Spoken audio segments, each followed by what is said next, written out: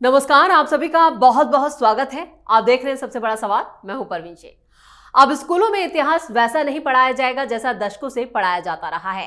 NCERT की कक्षा 8 की सोशल साइंस की किताब में मुगल और दिल्ली सल्तनत से जुड़ी नई व्याख्या शामिल की गई है। नई किताब समाज की खोज, भारत और उससे आगे में अकबर को क्रूर और बाबर को भी यहाँ पर बर्बर शासक बताया गया है। औरंगजेब ने गैर इस्लामी प्रथाओं पर बैन लगाया और बाबर ने कत्लेआम किया। नई किताब में यह भी बताया गया है कि बाबर ने नरसंहार किया और कटे हुए सिरों के मीनार बनवाए।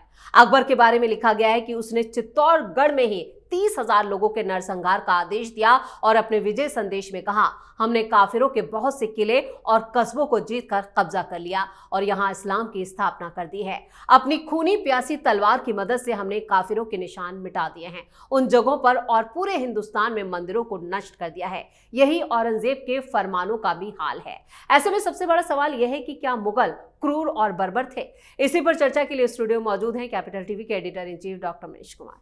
सर, आपका बहुत बहुत स्वागत है। धन्यवाद। एनसीईआरटी को लेकर जो नई किताब आई है उस पर एक नई बहस छिड़ गई है। क्या वाकई मुगल क्रूर और बर्बर थे? देखिए, ये जजमेंट करना इतिहासकारों का काम नहीं है जी। यह हमारा आपका भी काम नहीं है। समाज तय करेगा, लोग तय करेंगे। इतिहासकार, पत्रकार, हम क्या बता सकते हैं?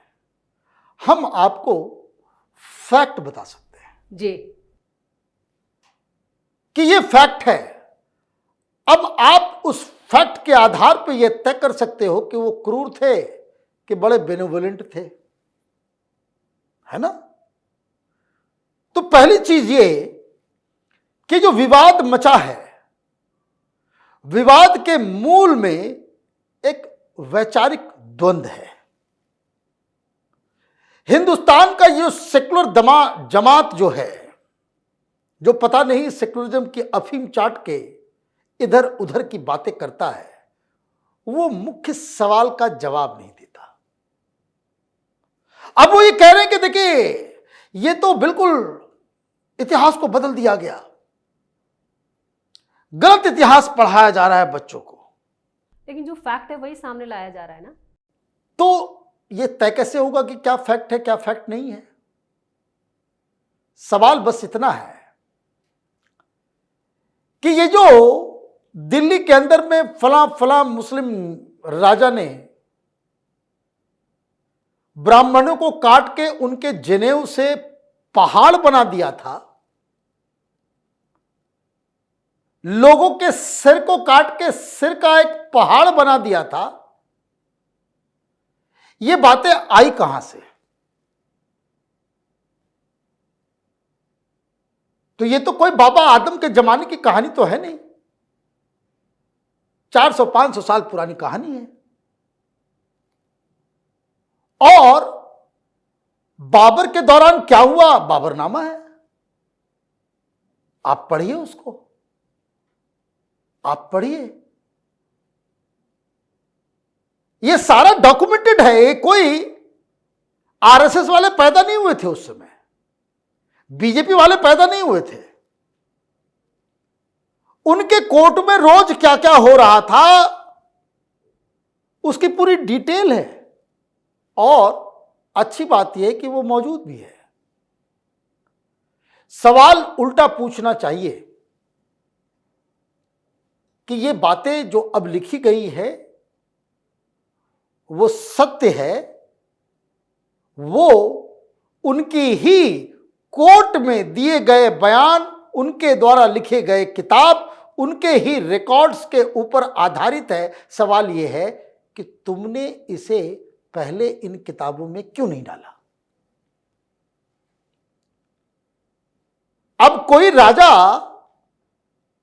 30,000 हिंदुओं को काट के उनके सिर का पहाड़ बनाए, उसको आप क्रूर कहोगे या दयालु राजा कहोगे? डेफिनेटली क्रूर। खत्म कहानी। तो पहले तो एक हकीकत की बात है कि सच क्या है वो दिखाया गया, एंड अ चैलेंज। वो तमाम पत्रकार, इतिहासकार और टीवी पे डिबेट करने वाले, ये सब जो चीजें एनसीईआरटी के किताबों में डाली गई हैं वो बिना किसी सोर्स के हैं, उसका कोई सोर्स नहीं है, तो फिर आप ये ऑब्जेक्शन उठा सकते हैं। और अगर वो उनके ही मुगल कालीन दस्तावेजों के ऊपर आधारित है, तब तो उसके फैक्ट होने के ऊपर, सच्चाई के ऊपर सवाल नहीं खड़ा किया जा सकता। तो पहली चीज तो ये। दूसरी चीज, ये क्यों बहस हो रहा है? जी, बहस इसलिए हो रहा है कि what is the next step. अभी का जनरेशन स्कूल में पढ़ के निकलेगा ये क्रूर, वो क्रूर, वो क्रूर, वो क्रूर। तो ये जब बड़े हो जाएंगे ना, तो ये कंसेंसस बन जाएगा।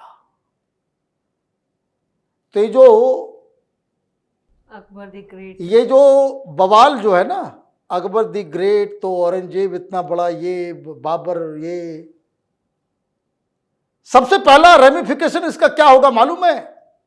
कि जो बच्चे कल देश चलाएंगे वो बोलेंगे सबसे पहला काम तो भाई तो Humayun road, Babar road, Shahjahan road, Aurangzeb सब हटाओ। ये क्रूर लोगों के नाम पे आपने ये रोड रखा हुआ, उसका नामो निशान मिटना चाहिए। ये दुनिया का अजूबा मुल्क है, अजूबा मुल्क है, जिसकी इतिहास की पहली लाइन ये ही आपको बताती है कि हम हिंदुस्तान के निवासी यहां के हैं ही नहीं। कभी आपने गौर किया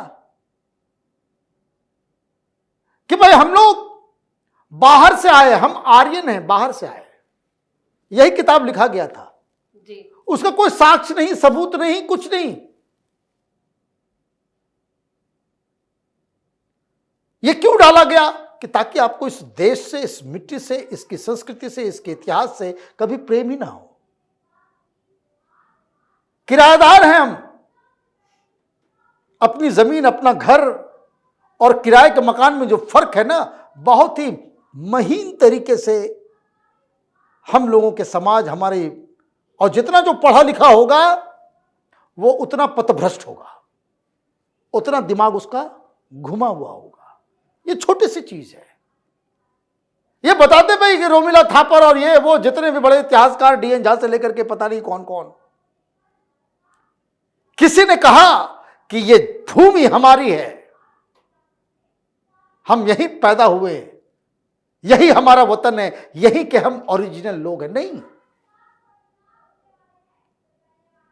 अरे भाई, दुनिया में अलग अलग देशों में जहां जहां इतिहास लिखी जाती है, वो नहीं भी होते तो वो कहते हमारा है, शिवाजी द ग्रेट, है ना। अब आपको मैं बताता हूं, क्योंकि लंबा हो जाएगा वीडियो। आप कभी उज्बेकिस्तान जाइए, तो जैसे ही ताशकंद से आप एयरपोर्ट से बाहर निकलेंगे, वहां पे एक बड़ी सी मूर्ति है, घोड़े पर सवार। नीचे आप पढ़ेंगे तो उसमें लिखा होगा आमिर तिमूर, तैमूरलंग, जिसने दिल्ली में कत्लेआम किया था। वो कह रहे कि ये हमारा राजा था और महान तैमूर द ग्रेट, जिसने उज्बेकिस्तान के साम्राज्य को हिंदुस्तान तक फैलाया।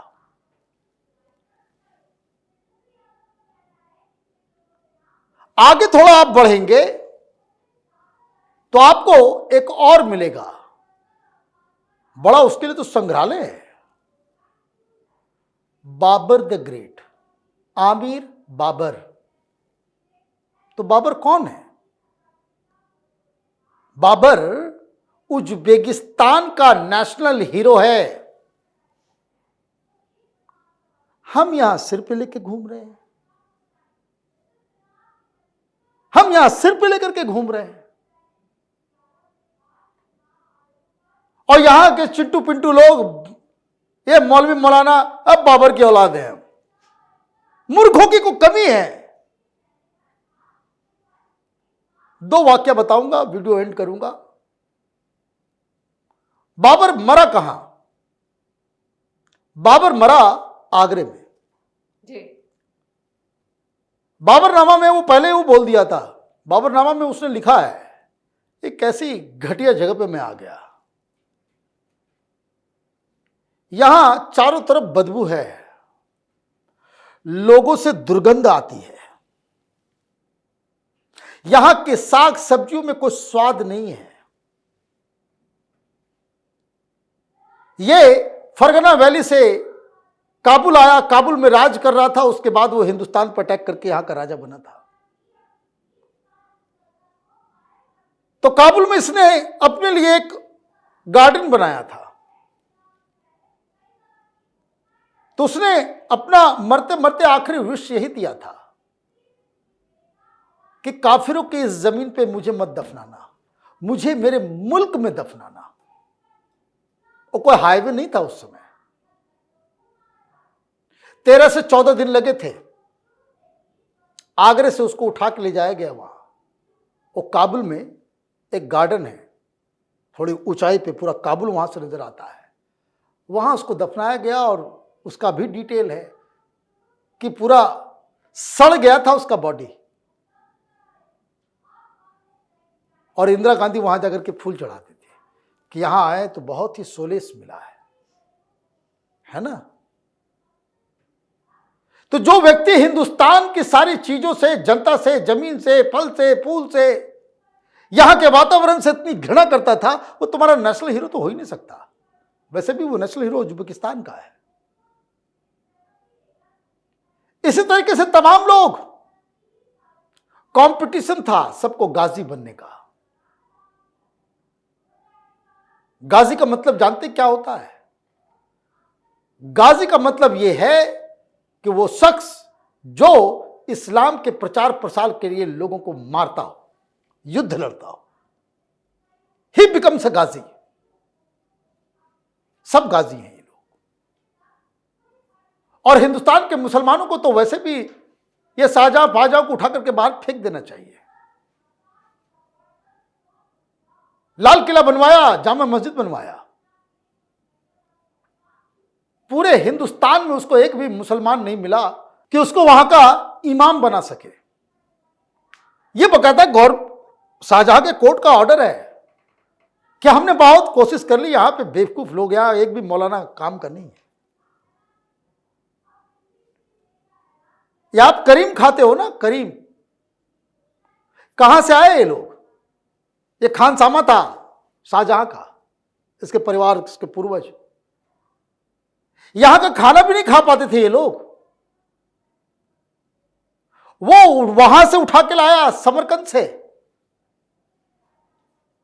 क्योंकि हिंदुस्तान का ना मटन अच्छा, ना मसाला अच्छा, ना कुछ को बहुत ही। तो इतना बड़ा तो बना दिया जामा मस्जिद और कहा कि भाई कहां से लाओगे इमाम? इमाम बोला नहीं, हिंदुस्तान में तो असली मुसलमान ही नहीं है, सब बकवास लोग हैं, घटिया लोग हैं। तो बोला कि भाई चलो भाई उधर से बुखारा से लेकर के आते हैं। कभी ये बताया नहीं जाता, इमाम बुखारी कहलाते हैं ना। बुखारी है कौन? यही उज्बेकिस्तान में एक जगह है बुखारा, जहां हदीस लिखी गई है सबसे इंपॉर्टेंट। तो वहां से इमाम को लाया गया। उसने कहा कि मैं नहीं जाऊंगा उस घटिया जगह पे, मेरी शर्त है दुनिया के किसी भी मस्जिद के अंदर इमामियत जो है वो हेरिडेटरी नहीं है। दुनिया का अकेला मस्जिद है ये जामा मस्जिद पुरानी दिल्ली वाली, कि जहां इमामियत जो है बेटा पे आता, खानदानी है। क्यों? क्योंकि शाहजहां से उसने यही कहा कि भाई हम तो चले आएंगे, फिर क्या होगा हमारे बच्चों का? ये बकायदा बताओ कि भाई हमारा जो है वो खानदानी चलेगा।